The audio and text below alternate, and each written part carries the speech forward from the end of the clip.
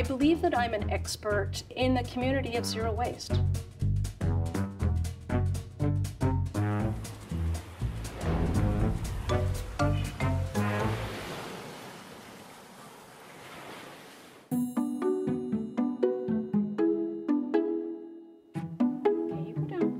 I am a self-taught programmer, IT person, and I do a lot of pro bono work with NGOs in Singapore.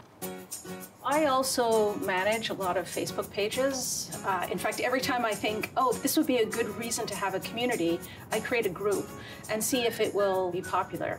I'm currently the lead administrator for Journey to Zero Waste Singapore, the Singapore Vermi Composting Group, SG Hacks, and I also have a group that looks at gender issues.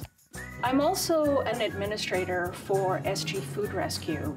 Actually, this is one of the groups that I helped with my IT skills. I actually post a lot of stuff about things that I'm researching. I'm always curious about answering questions about, you know, what's the best way to recycle, what's the best way to cut down on waste, because it's actually, you know, it can be pretty complicated. And so that's really what each of these groups is about, is what can we share and learn together that is unique to our, you know, ecosystem. These are like my old tissues, right? So I just keep these napkins for just cleaning up. Like if you're doing something oily in the kitchen, you can just use it to wipe up the oil, chuck it out. These are just old t-shirts, old rags. What drives me? At heart, I'm a geek, right? I'm a geek, I admit it. So this is my kitchen waste, the wet waste. What I do is I put it into the worm bin and then let the worms turn it into compost. You get all sorts of creepy crawlies, not for everybody, but I love it.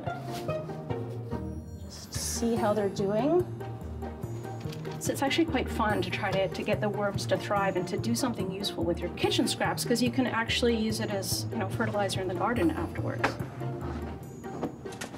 Unlike other countries, Singapore does not put waste directly into a landfill. A lot of the information that we get from the internet is coming from places where, for instance, when you throw stuff out, it goes straight into landfill. And that's very different than what happens in Singapore. There is this belief that it contributes to Samakau, but actually plastic doesn't, right? It burns pretty cleanly. But what does contribute to Samakau is glass. Technically, you can recycle glass, but we actually have to pay people to recycle glass. And so that's one of the goals of the group, which is to try to get people to think locally, right? To understand that we have certain conditions. So I have this big, huge recycling bin. There's actually a lot of people who want to do the right thing, and they just don't actually know how, or they do the wrong thing because of bad info. So we're trying to get good info out to people and to start creating conversations about what actually is the best thing to do in Singapore. My rules of thumb are, one, try to buy less, right? Just try to not to create the waste in the first place. If you then end up with waste, just repurpose as much stuff as possible. The only time I've had really backlash is when my face appears and I talk about these things. I get xenophobia. And then people say, oh, this is just a Western thing. So sometimes it's like, ow. This isn't just a Western thing, right? I mean, all of this stuff I only did once I got to Singapore and started learning from other Singaporeans. So that's just part of the toxicity of being online, which is kind of unfortunate. I'm actually originally from Montreal, from Canada. I've lived in Singapore since '92, and I spent most of my career doing risk analysis and banking, so I'm very data-driven. That's really how I came to this, right? Just intense curiosity to answer stuff, to solve problems about living day to day in a way that is more sustainable.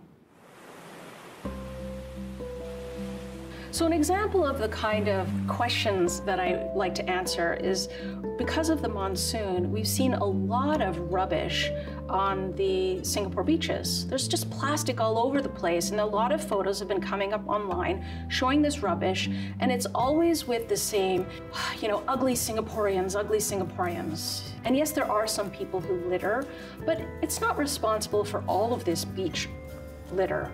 But, you know, I didn't know for sure. So I just went down and Just about every single piece of plastic I picked up had Bahasa on it. Other, brands of water, and a lot of things that Singaporeans don't tend to use. And so, very clearly, most of that waste is not domestic. The narrative, oh, Singaporeans are just wasteful and greedy and selfish and, it's not true, okay? Mostly people do care. Even if, as a consumer, you can't stop that waste, we can, through consumer pressure, say, hey, Singapore should be part of the solution. Singapore has a vested interest in there not being plastic in this region. So what can we do to play a part of that? I have a hope of utopia where we can consume everything we want and there's no environmental consequences, but that's not going to happen.